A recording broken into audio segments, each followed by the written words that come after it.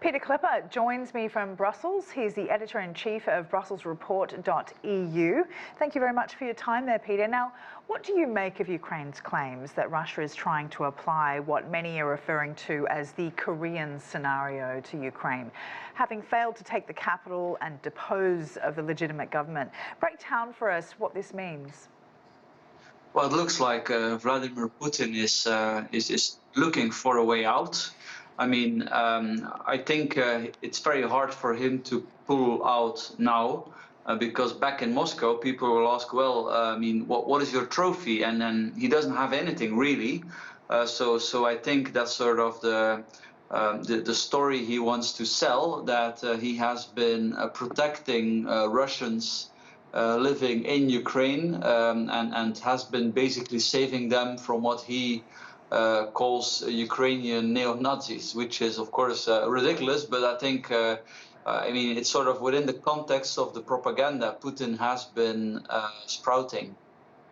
Now, in terms of Joe Biden and the way that he's been verbalizing, this conflict and Putin himself, there's been a real variety of responses to his descriptions, calling him a butcher, the denouncement of his presidency. How dangerous is a verbal escalation of words here? Is it as concerning as the media is making it out to be, as French President Macron is warning? Could it damage the chances of a ceasefire, for example? Well, thankfully, the White House backtracked after Biden's comments. And thankfully also French President Macron, France is a very important ally, also explicitly stated that this was not the way to conduct diplomacy.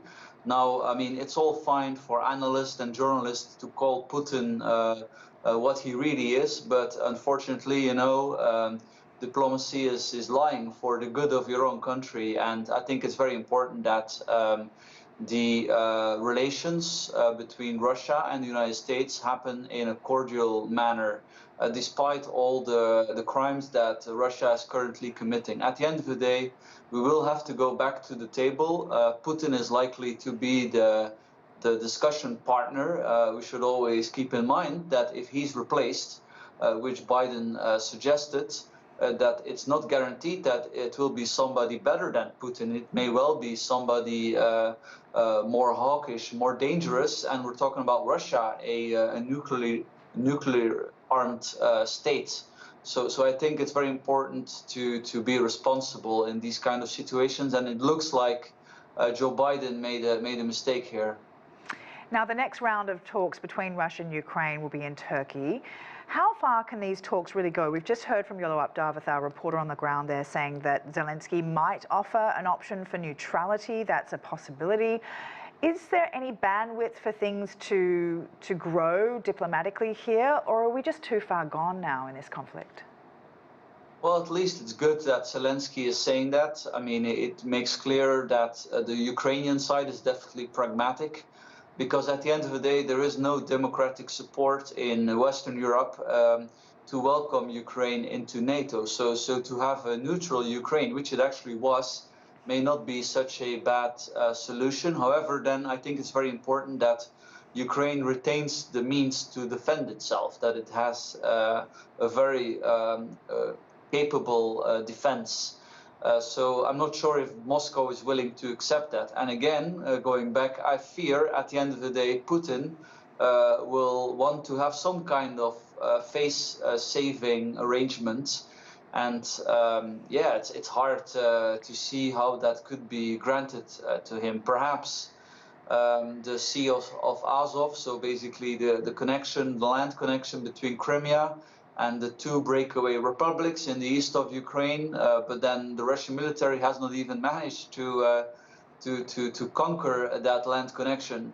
Ukrainians are currently very bravely fighting to defend it. So, I mean, should they then just give it up in negotiations? That does not really make any sense. So I think at the moment, unfortunately, as much as I would like it to be differently, I think a diplomatic solution is still some way off. Well, that's right. It seems that Ukraine is starting to sort of see the limitations from Russia too. And as Russian President Vladimir Putin enters his second month of war against Ukraine, questions are mounting about what those limitations could mean as he tries to press ahead. What do you think could change Putin's course here? perhaps dramatic change on the battlefield, that will create facts. Either Russia suddenly gaining a lot more than previously, which is unlikely, or Russian supply getting very troubling, some protest from within the higher army ranks,